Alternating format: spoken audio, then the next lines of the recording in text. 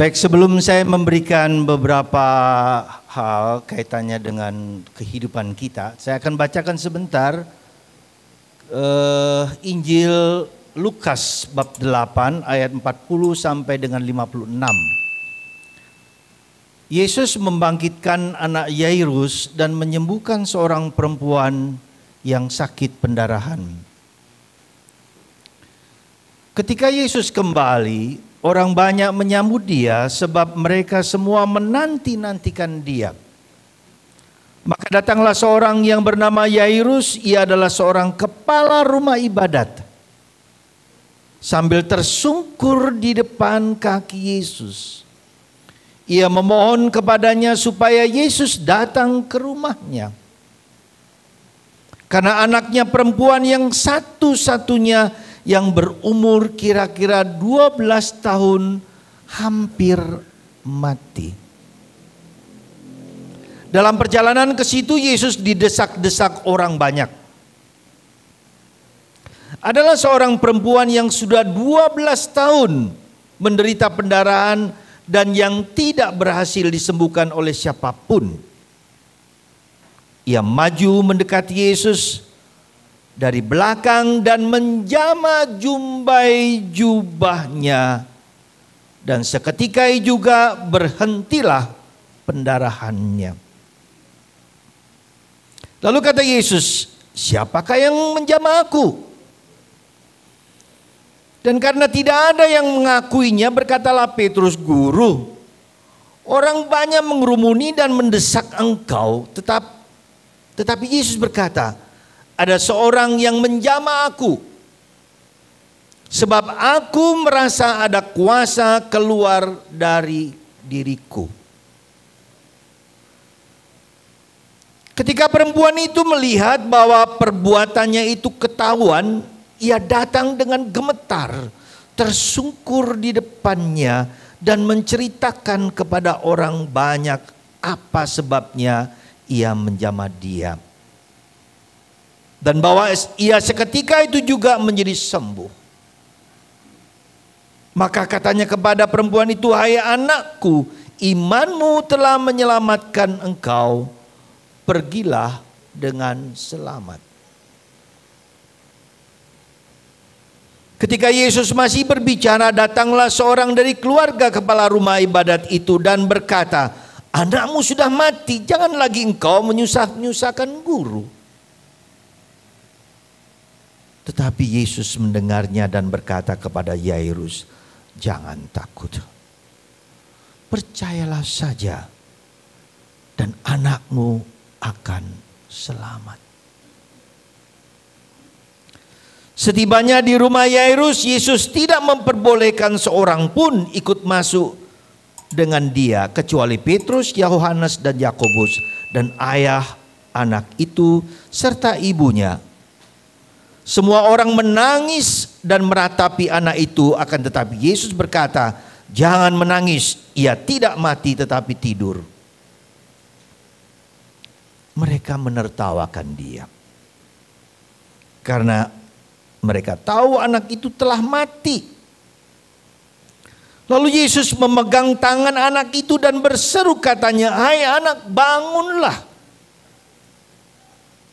Maka kembalilah roh anak itu. Dan seketika itu juga ia bangkit berdiri. Lalu Yesus menyuruh mereka memberi anak itu makan. Dan takjublah orang tua anak itu. Tetapi Yesus melarang mereka memberitahukan kepada siapapun juga apa yang terjadi. Demikianlah sabda Tuhan.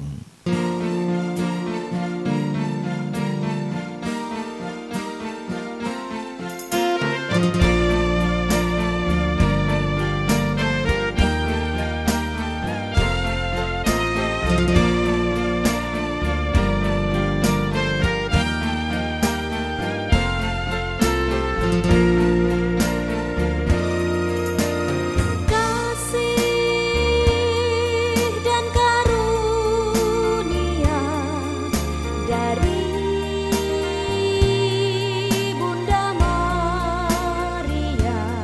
Nama saya Deo.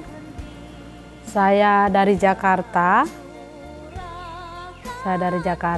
Sebelumnya saya dari Timika. Saya mempunyai anak yang ada kekurangan, belum bisa berbicara, dan keseimbangan berjalan pun belum. Jadi saya pergi ke Jakarta untuk membawa anak saya terapi. Ternyata belum ada hasil.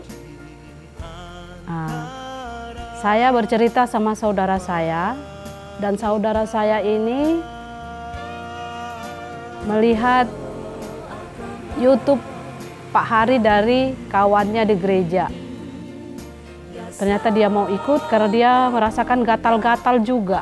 Dia pengen Pak Hari bisa mengobati gatal-gatalnya. Karena hampir 6 bulan mama saya selalu gatal-gatal terus. Dan saat ini ya, mama saya sembuh dari gatal-gatalnya dan sekarang sudah tidur dengan nyenyak dan sudah sehat kembali. Aku bernama Pintaria Poternaren Sitindaun dari Jakarta. Jadi aku kayaknya bangga perasaan saya. Ikutlah aku juga gatal-gatal sudah sampai 6 bulan. Sudah berobat ke dokter masih gak ada guna. Jadi sesudah aku dengar itu aku datang ke sini. Sedikit pun gak bisa, sudah mau tidur gatal terus, gatal kaki saya, seluruh badan saya.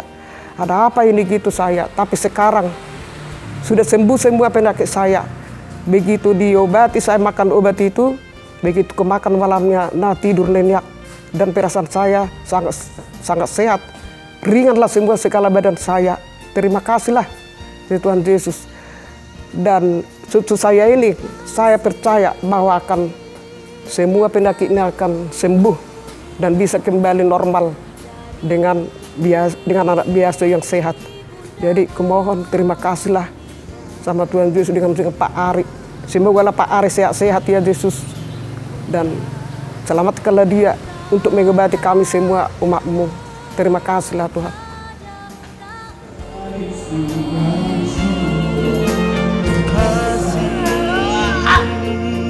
Bunda yang suci selalu di hati kami. Terpujilah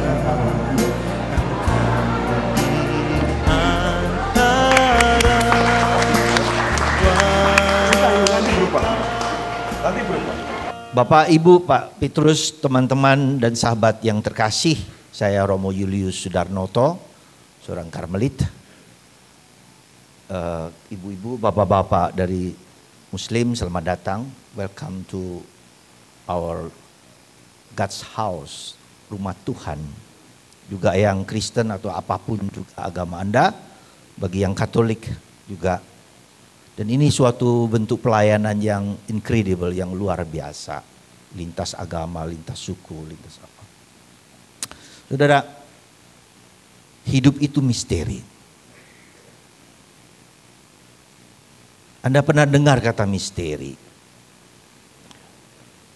Misteri itu tidak dapat kita selesaikan, gak ada solusi. Tak mungkin ada solusi, hidup itu tidak mungkin. Hidupku saja, diriku sendiri itu merupakan misteri. Setiap dari kita ini merupakan misteri gitu loh.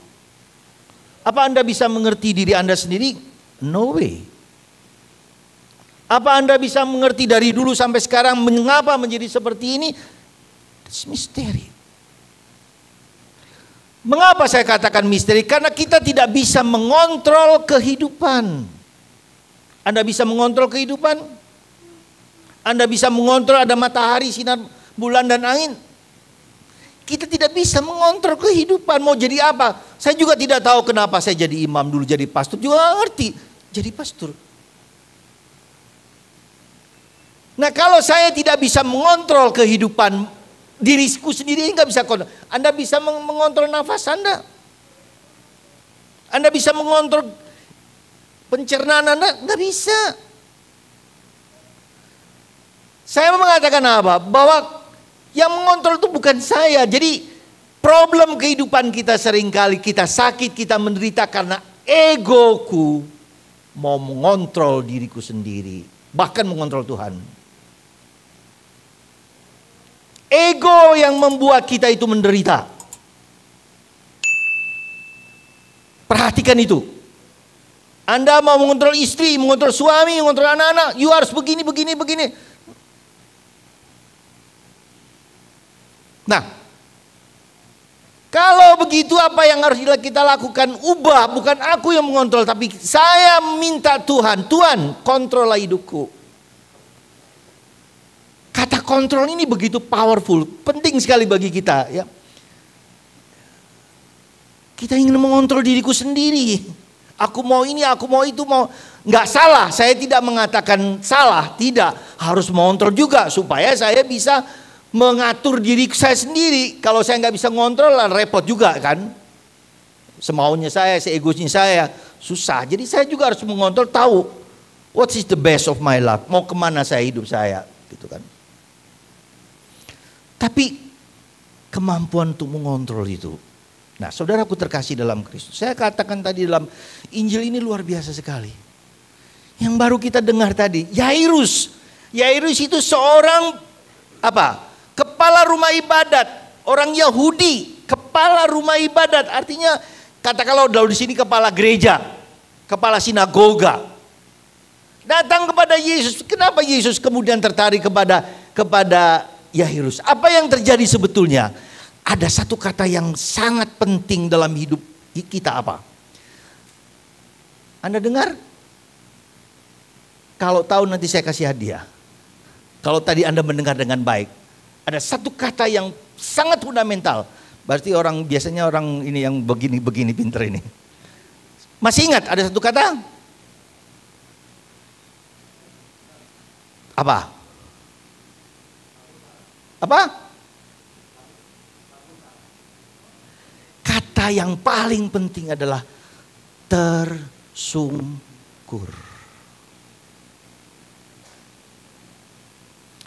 Dia tersungkur di depan kaki Yesus. Kalau tersungkur itu bukan hanya duduk begini seperti repot gitu loh. Set ping di depan Yesus. Itu kata yang sangat fundamental, tersungkur. Dan itu yang membuat Yesus tergerak hati. Seorang kepala rumah ibadat loh, jangan lupa loh. Mau tersungkur depan Yesus. Tersungkur itu artinya apa? Merendahkan diri, merendahkan ego. Saya tadi katakan yang membuat hidup kita menderita itu ego kita. Coba lihat suami istri, kalau keluarga itu kalau mau jadi neraka gampang lah. Mau jadi rumah tangga kita neraka. Suami maunya sendiri, istrinya mau sendiri, anaknya mau sendiri. Dan segala macam. Kalau di ruang makan HP-an, bukan makan pas, ayo pa makan pa. Pakai HP bukan pa makan pa atau enggak. Coba lihat. Ini yang menghancurkan kita, ego kita.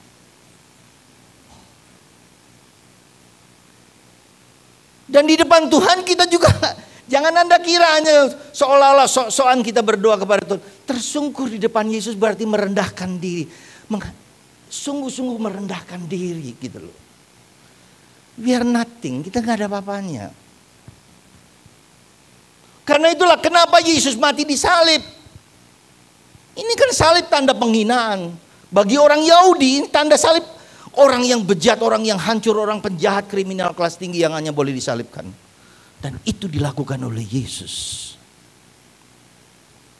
Why? Yesus Tuhan tapi dia mau merendahkan diri. Maka dalam surat Filipi bab 2 ayat 5-11. Dia yang adalah Allah turun menjadi manusia.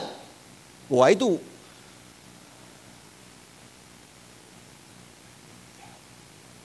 Jadi saudaraku terkasih dalam Kristus, merendahkan diri. Merendahkan hati kita, siapa kita ini. Tanpa ini saudaraku terkasih, iman itu. Dalam Muslim submitted, Muslim tunduk taat ke bawah. Nggak ada. Maka saudaraku terkasih dalam Kristus, pertanyaan saya, Yesus itu menyembuhkan banyak orang, siapa aja? Tapi coba lihat, perhatikan, Yesus tidak menyembuhkan semua orang. Coba bayangkan, lihat Injil hari ini. Semua orang berkerumun, berdesak-desakan kan? Tapi hanya wanita yang 12 tahun yang hanya batin, seandainya ku jamah saja jumbai jubah, batin loh. Doa itu adalah sesuatu batin yang keluar dari dalam. Asal ku jamah saja jumbai jubah Yesus, jumbai jubah saya, sembuh. Padahal banyak orang berkeliling, begitu banyak. Hanya satu orang yang disembuhkan Yesus. Bagi saya pertanyaannya, bagi kita semua pertanyaan sangat fundamental loh. Kenapa semua orang di sini? Mudah-mudahan Anda mempunyai apa yang dimiliki oleh Yesus, dimiliki oleh wanita 12 tahun itu. Pendarahan 12 tahun. Coba lihat, Anda tanya sebagai ibu, pasti Anda tahu apa arti pendarahan 12 tahun. Apa arti pendarahan 12 tahun? Itu pasti sangat, luar biasa lah. Saya bisa bayangkan. Karena saya bukan perempuan, jadi saya tahu. Meskipun demikian, luar biasa. 12 tahun. Dan dia hanya batin. Maka doa itu sebetulnya apa? Sebetulnya sangat simpel. Sebetulnya loh. Doa itu adalah dorongan batin yang paling dalam untuk tersungkur di depan Yesus. Saudara, kita seringkali, apa yang membuat kita tidak mau tersungkur? Sekali lagi adalah salah satu dari 7 dosa kita. Kesombongan. Sekali lagi, kesombongan. Dan Anda jangan mengira bahwa ketika Anda sakit, menderita segala macam itu, Anda tidak sombong. Sombong kali. Banyak saya temukan orang yang sakit, menderita. Mau ditolong nggak? Ya, ngapain, biarin mati wis, gak popois. Itu kesombongan. Juga bagi Anda yang Katolik, Pak, sakit kan? Ngaku dosa di sini, Pak, konfesi dulu. Untuk apa ngaku dosa, Romo? Kesombongan. Padahal kalau kita ngaku dosa itu, dosa kita dihapus, kita mempunyai kapasiti, mempunyai kemampuan untuk menyerah kepada Tuhan. Kenapa kita tidak bari menyerah? Karena kesombongan kita itu membuat kita tidak mau tersungkur. Kesombongan kita tidak mau membuat kita tersungkur di depan Tuhan. Dan dengan sakramen rekonsiliasi itu dibantai oleh Tuhan, dihabiskan supaya kita menyerah, tunduk. Nah, itu. Jadi jangan kira seringkali dosa kita itu sakit kita. Maka Yesus mengatakan dalam beberapa kali peristiwa, seperti nanti hari Minggu kalau Anda ke gereja, wanita yang kedapatan berzina di depan Yesus, dibawa oleh orang Farisi. Besok Anda baca itu.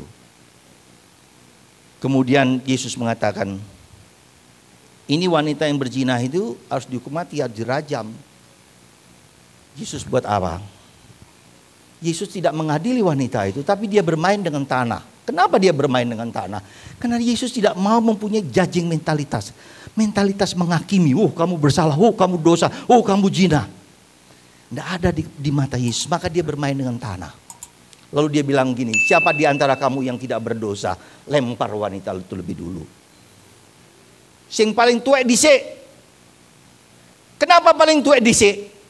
Dosane wakeh sandaya. Seperti gunung. Orang semakin tua itu kita semakin banyak dosa loh. Jangan kira numpuk apa.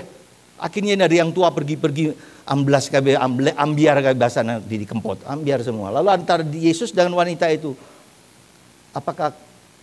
adakah yang menghakimi? Enggak ada. Saya pun tidak menghakimi. Pergilah kamu, jangan berbuat dosa lagi.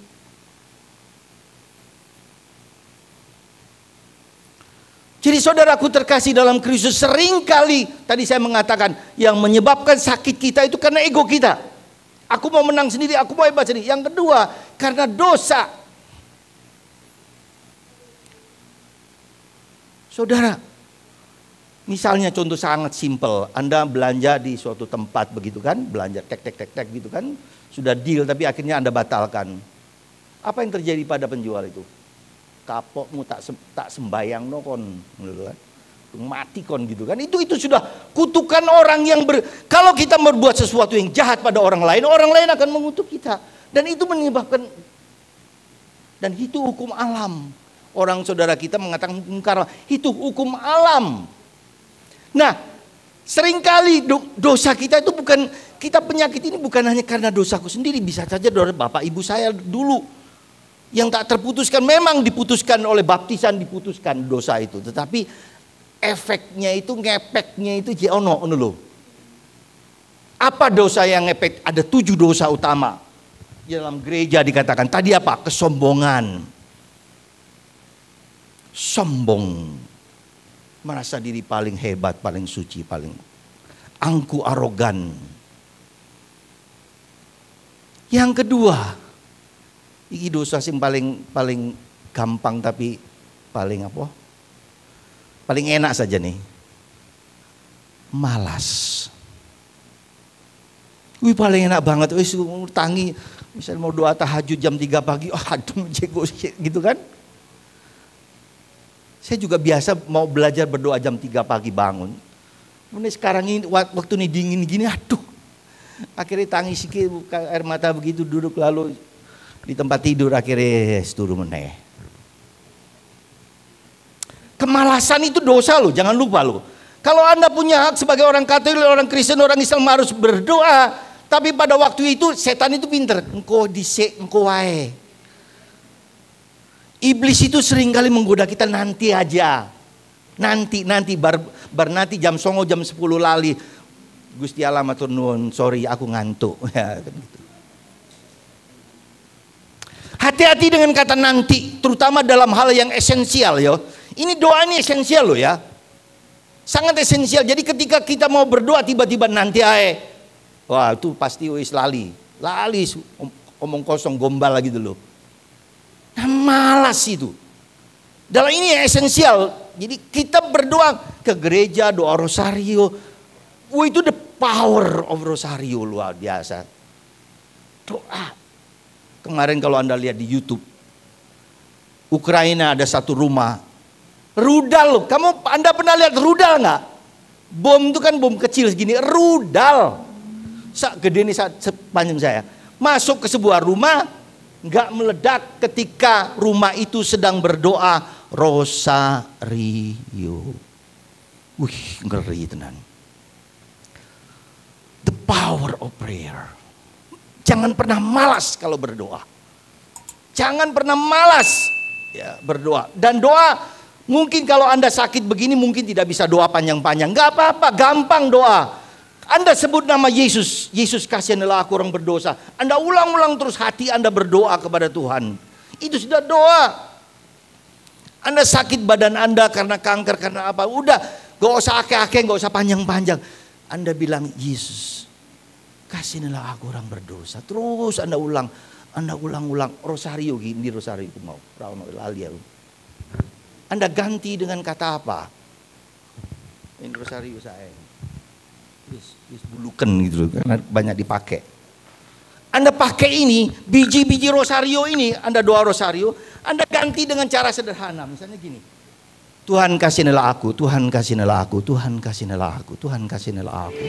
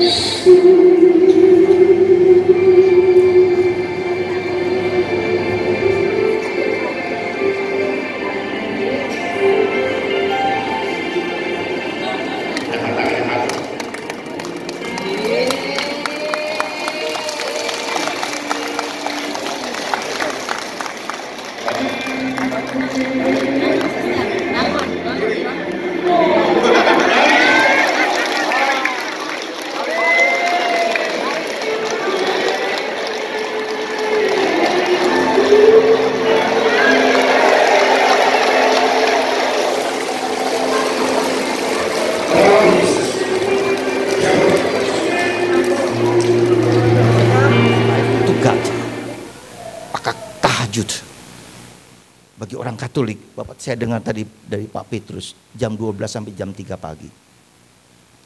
waktu paling enak nguturu. Tapi dia mau berkorban untuk duduk bersama Tuhan. Saya coba setahun 2 tahun yang lalu, jam 3 pagi saya bangun. Mendoakan gereja dengan kuasa Roh Kudus. Karena iblis sedang bergelayang di mana-mana sekarang ini. Mencari mangsanya, lawanlah dia teguh dalam itu. Saya mencoba. Meskipun sakit, meskipun pedih, gak apa-apa. Jadi jangan malas. Jadi kalau ada dorongan apapun dalam hati Anda yang mau berbuat baik, jalankan. Doa, berbuat baik pada orang lain dengan agama apa saja. Jangan kita melihat suku, agama ini in the past gitu. Udah itu udah udah lalu lah itu. Semua agama dicintai oleh Tuhan. Setiap orang dicintai dan disayangi oleh Tuhan. Saya kemarin baru mendengar seorang pastor namanya Pastor Don Calloway. Bukan orang Amerika. Ini luar biasa. Hidupnya masa lalunya karena keluarga broken family. Hancur lebur. Ketika itu orang tuanya jadi marinir di Jepang. Harus dideportasi dari Jepang ke Amerika karena begitu bejatnya. Ateis, womanizer, pencinta gadis-gadis dan segala macam sejahat apapun. Tapi Bunda Maria dan Yesus menangkap dia. Set. Waduh. Kisah pertobatannya luar biasa. Dia bilang saya tidak pernah sekolah high school, dia bilang ketika dia memberi renungan kepada anak-anak SMA. Saya tidak pernah kuliah high school, tapi dia punya gelar doktor dan menulis buku 14 buku bahasa ya orang Amerika ya bahasa Inggris ya maksudnya. Tapi aduh sangat powerful. Saya jatuh cinta dengan orang ini dalam hati. Betapa powerfulnya kalau orang itu diubah oleh Tuhan. Jadi sekali lagi saya kembalikan. Jadi dosa tadi apa? Masih ingat tadi kan? Sombongan, malas, terus apa meneh? Paling lebih enak ini. Dosa itu enak gak? Enak gak? Loh, enak orang? Pinter berarti. Dosa itu enak. Lihat manusia pertama ketika itu lihat manusia pertama Adam dan Hawa. Ambilan buah ini, jangan bilang buah apel ya, kalau apel dari batu nanti bahaya. Hanya buah dikatakan, buah pengetahuan. Ambilan, kalau kamu ambil, kamu akan menjadi seperti Allah. Lihat, kamu akan sombong seperti Allah. Jadi dosa itu kalau tidak enak nggak akan dilakukan. Mana ada orang melakukan yang nggak enak? Ayo, kecuali orang yang sungguh-sungguh dekat dengan Tuhan. Jadi dosa itu enak, karena enak maka dilakukan. Hanya akibatnya tanggungan dewek gitu loh. Jadi sekali lagi, dosa apa? Dosa cabul. Sopo sing kini pikirannya orang ngeres ayo. Sopo ayo. Aku pastor lo. Sok-sok yang ngeres nih dulu wong ayu gitu ya. Cangkri, cangkri. Sorry. Sok-sok gitu. Kepikiran lo. Saya kan laki, saya kan manusiawi juga. Punya pikiran seperti itu. Tapi saya udah sadar. Oke. Apa meneh saya ingin delon medsos itu. Mau barang-barang koyo ngono kuwi wis saambrak-ambriak orang bisa lihat. Saya sedih saudara. Ada seorang keluarga lalu membawa anaknya pergi ke Australia dengan harapan sekolah di Australia bagus dan seterusnya. Lalu apa yang terjadi di Australia? Karena Australia kan bebas, semua bebas. Semua pornografi itu bebas, bukan hanya perempuan, laki juga. Lama-lama orang tuanya datang, Romo. Ada apa bu? Susah Romo. Anakku udah begini Romo. Saya ngelanang udah begini Romo. Loh maksudnya gimana bu? Jadi ya Romo gitu. Loh kenapa ibu? Kenapa bapak? Karena dia melihat setiap hari melihat YouTube sama-sama homo. Suwe-suwe kepengaruh. Akhirnya begini. nangis. Orang tuanya, aduh, aku yo ra iso nandani piye. Iblis itu begitu dalam, begitu pinter masuknya iblis itu, begitu pinter, begitu dahsyat. Karena setiap hari melihat, akhirnya kan lama-lama terpengaruh. Di otaknya itu udah terpengaruh, pikirannya itu bukan laki sama dengan perempuan, tapi dengan laki. Akibatnya, jadi saudaraku terkasih, jadi zaman sekarang ini yang paling dibutuhkan itu apa? Kemurnian hati. Berbahagialah orang yang murni hatinya, karena orang yang murni hatinya akan melihat Tuhan, dan kita tidak murni. Makanya kenapa kemarin Paulus mendeklarasikan, menyatakan, mengkonsekrasikan Rusia dan Ukraina ke dalam hati kudus Bunda Maria yang tak bernoda. Jadi betapa, karena kita berhadapan dengan ketidakmurnian masa dunia sekarang ini gitu loh. Itu tadi cabul ya. Jadi Anda semua pasti punya. Maka berani kita mengakui Tuhan. Memang aku yes, koyong ini ki Gusti Allah matur nuwun, sorry. 3, 4, apa lagi? Serakah. Serakah. Coba lihat kemarin yang berita sekarang ini, yang trading itu hoax Indra Kents itu miliaran. Aduh, serakah. Lihat pamer mobil Juragan 99 Malang sing terkenal jurek. Jebulani duit diskondi. Orang serakah gitu loh. Cengin cepet kaya. Akhirnya dengan caranya menghancurkan orang lain. Ngeri. Kalau Anda lihat di dalam aku sering kali lihat, Tuhan, iblis itu begitu pandai membuat orang kita ketika pandemi ini sedang berada dalam titik zero, maka dipancing. Dengan trading seperti itu, dengan permainan, dengan hoax, dengan kebohongan. Dan ini kehancuran manusia tambah hancur lagi. Sampai ada ratusan juta habis karena permainan. Aduh, karena orang serakah.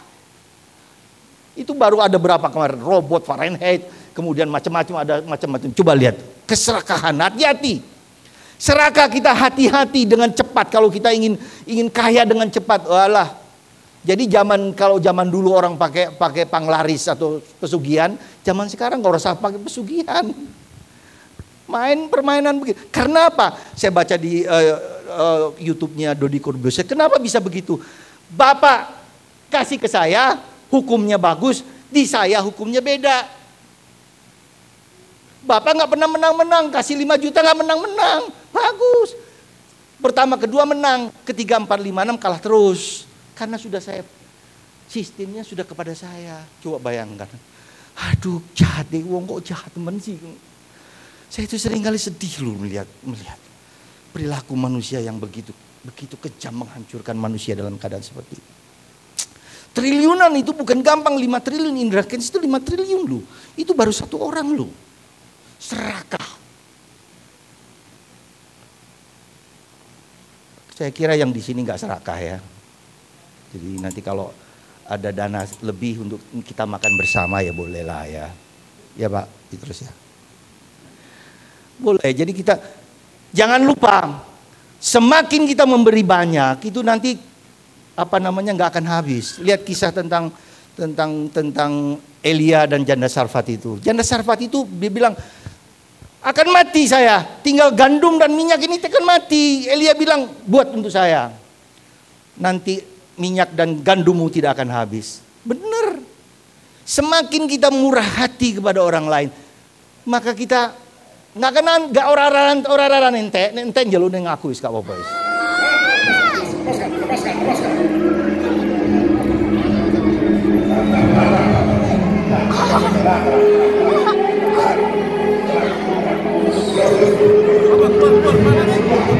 Buka jalan nanti kena. Buka jalan.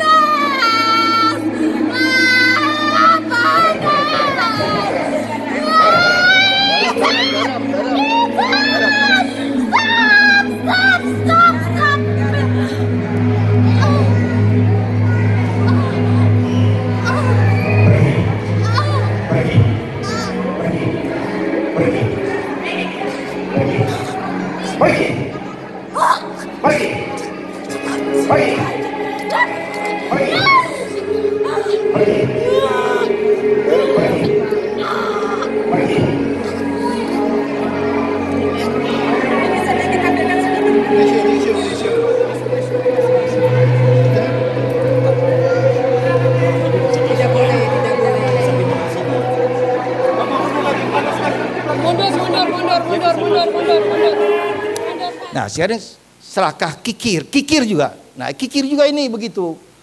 Ya, sudah punya, saya tahu ada orang di depan saya yang harus saya bantu, saya nggak mau nolong, malah ditendang, malah diusir. Saya tahu, saya butuh, saya bisa. Kisah tentang Lazarus dan orang kaya itu, dosanya itu dia tahu. Lalu apa tadi? Dosa lain apa? Sombong, iri hati, tonggone ono mobil anyar, expander, wah ini mesti korupsi nih, money laundering. Iri orang lain sukses. Saya nggak suka kalau orang lain sukses. Lah ini lah bahaya loh. Ya, dosa. Apalagi dosanya lain. Tadi apa? Aku udah dilali kabeh. Apa? Bukan. Ada 7 dosa. Itu semua dosa-dosa yang lain itu bagian dari ini. Jadi sombong, malas, marah. Nah ini marah juga seringkali gitu juga tanpa alasan, tabu nggak marah, bukan hanya sekedar marah untuk memberi nasihat tapi marah. Oke, itu beberapa dosa yang membuat kita tidak dapat kesembuhan. Nah, saudaraku terkasih dalam Kristus, supaya jangan panjang-panjang, mesti Anda capek mendengarkan omongan saya, tapi ada satu hal yang mau saya sampaikan.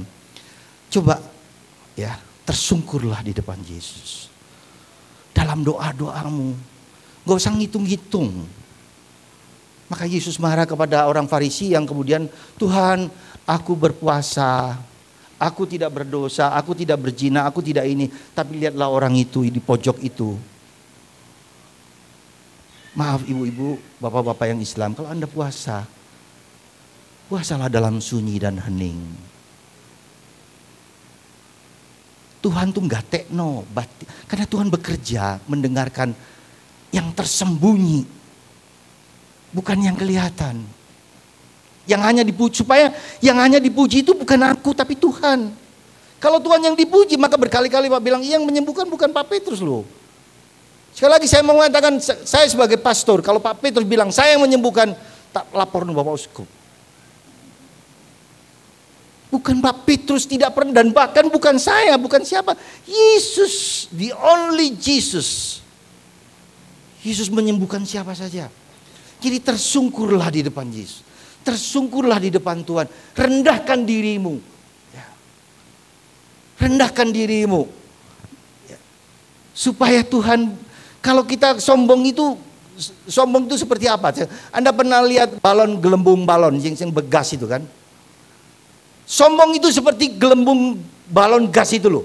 Kosong jerone tapi gede, melambung ke atas, mengangkat-angkat kita. Jedos ke itu lalu ambiar. Jadi sekali lagi mari tersungkur di depan Yesus.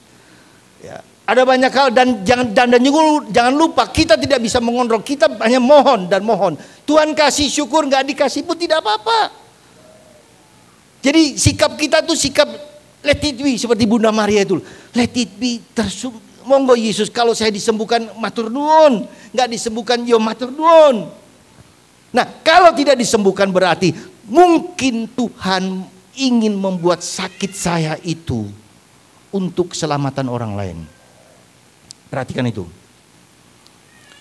Ada kisah nyata, ada seorang ibu selama 40 tahun hanya tidur di tempat tidur.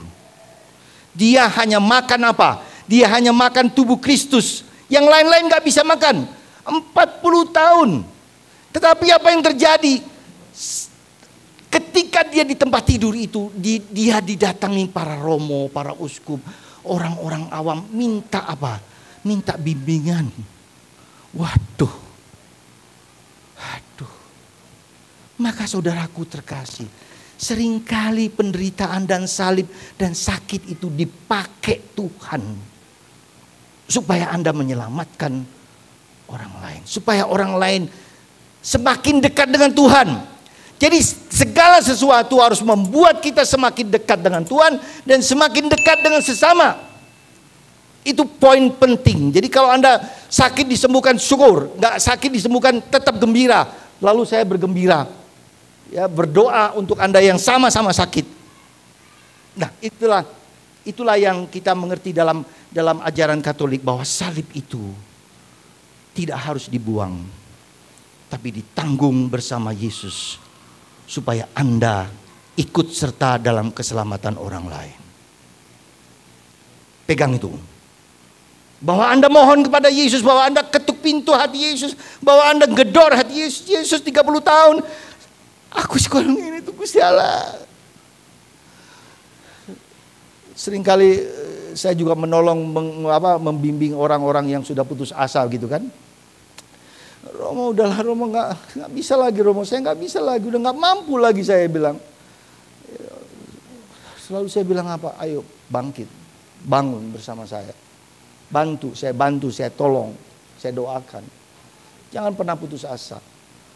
Jadi dengan kata lain, saudaraku terkasih dalam Kristus, kita bisa memohon. Tapi mohonnya itu ojo makso gitu loh. Ojo makso. Mohon, tetapi dalam tanda petik, let it be, terjadilah padaku, menurut perkataan.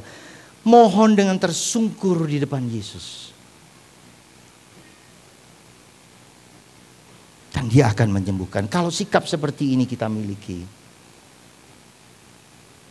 saya yakin semua Anda akan disembuhkan. Dan disembuhkan kedua, ingat saya sadarkan, kesembuhan bukan hanya kesembuhan fisik yang pertama-tama, kesembuhan mental, cara pikir, cara pandang. Kalau saya menganggap sakit saya nih, sakit terus. Ubah mental, cara pikir ini. Dan yang terakhir adalah perubahan, kesembuhan secara rohani. Setelah Anda pulang ini, bagi yang Islam doa terus menerus. Tahajud, doa macam-macam.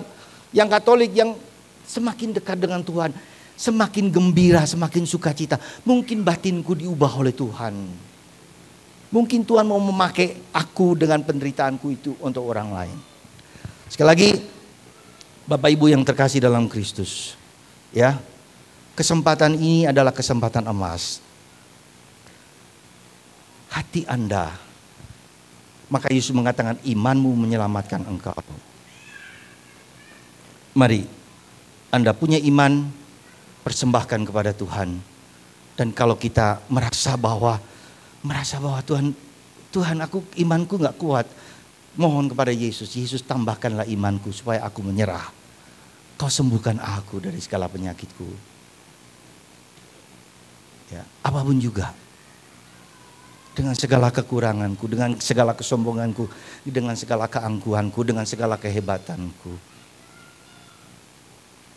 I am nothing. Aku nggak ada apa-apanya Tuhan. Aku nggak bisa mengontrol kehidupanku. Nggak bisa. Semoga Yairus dan wanita yang 12 tahun yang disembuhkan oleh Yesus. Coba bayangkan tadi.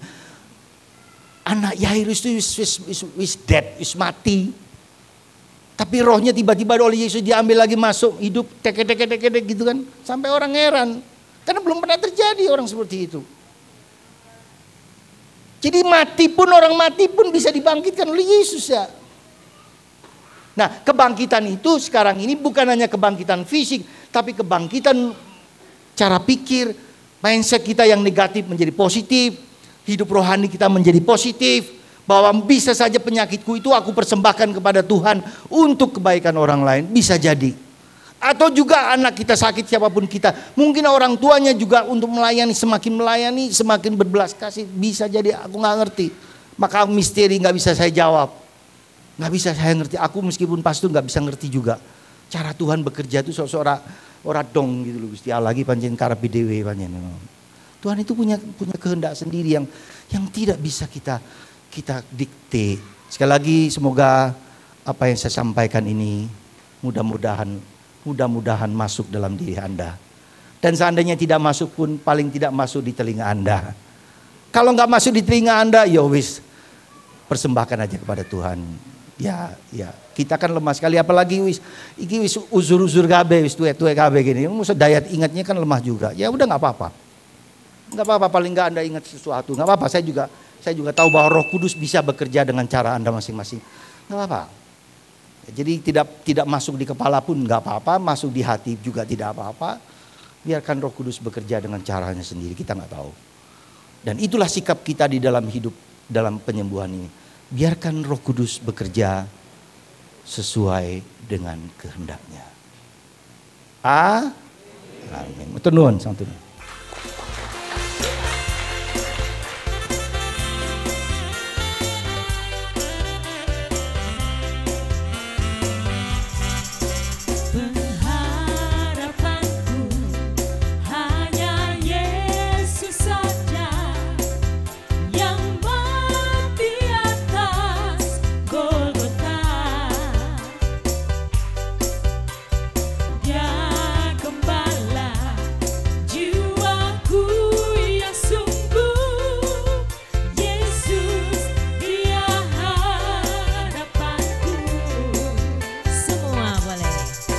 Yesus harapan jiwaku, Yesus menebus dosaku. Dia pohon selamat dan kemenanganku, Yesus dia harapanku.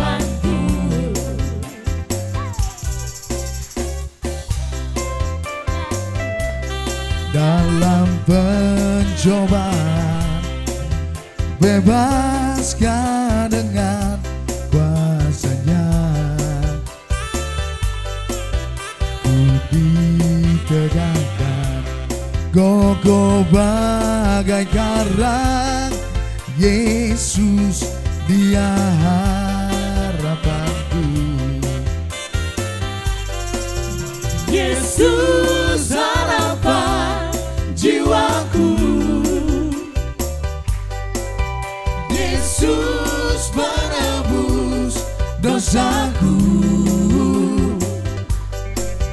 Dia pohon selamat dan kemenanganku, Yesus dia harapanku.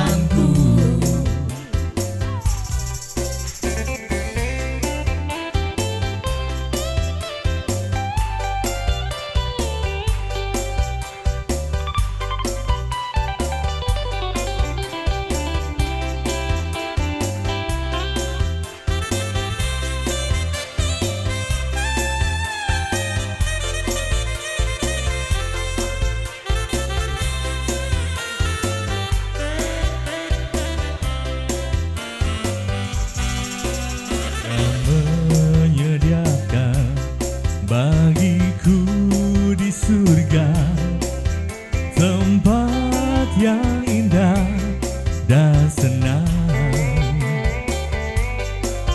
Sungguh bahagia bila percaya Dia, Yesus dia harapanku.